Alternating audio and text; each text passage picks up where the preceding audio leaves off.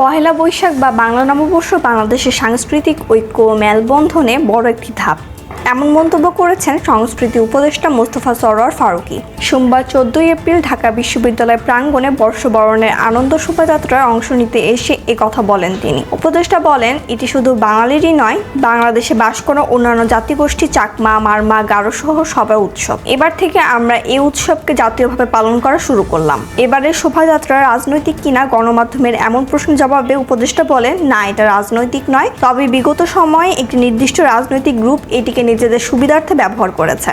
এবার ফ্যাসিস্টের মুখাকৃতি মোটিভ হিসেবে ব্যবহার করা হয়েছে, যেখানে ফ্যাসিস্ট রাজনীতির অভিযানে একেবারে বাইরের বিষয়। ফ্যাসিস্ট কোনো রাজনীতির অংশ নয়, ফ্যাসিস্ট সবচেয়ে বড় অশুভ শক্তি। তবে হ্যাঁ, আরেক দৃষ্টিকোণে এটিকে বাংলাদেশের আপামর জনতার মহামিলন মেলা হিসেবে বড় ঐক্যের প্ল্যাটফর্ম। এখানে মুঘল থেকে সুলতানি আমল কিংবা বর্তমানে আবহ সবকিছু উপস্থিত। গতানুগতিক সংকীর্ণ রাজনৈতিক মনোভাব এখানে নেই। বর্ষবরণ শোভাযাত্রার নামকরণ বিবর্তন নিয়ে কথা বলেন উপদেষ্টা।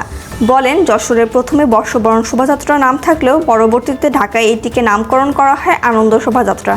এরপর পুনরায় সেটিকে মঙ্গল শোভাযাত্রা করা হয়। এরপর চারুকলা সিদ্ধান্ত নিয়েছে, যে নামে এটির উৎপত্তি হয়েছিল তারা সেই পুরনো নামে ফিরে যাবে।